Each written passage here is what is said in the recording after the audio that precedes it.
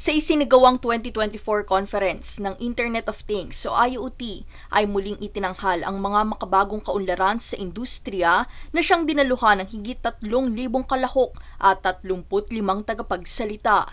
Ito'y pinunahan ng Packetworks at Red Wizard sa kooperasyon ng Department of Information and Communications Technology o DICT na may temang Connected Ecosystem in Building the IoT-Ready Philippines.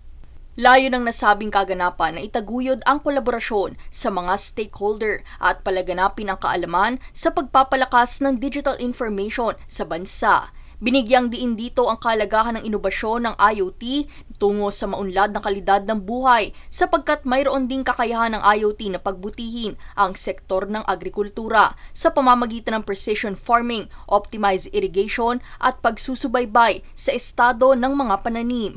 Sa larangan naman na mapabilis ang pagresponde sa sakuna ay mayroon itong kakayahan na paunlarin ang real-time monitoring ng mga pag-ulan, pagbaha at iba pang panganib.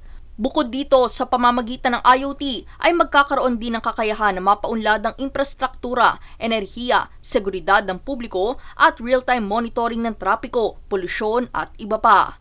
Itinampok ding muli sa kaganapan ang iba't ibang exhibit na nagpapakita ng mga makabagong teknolohiya.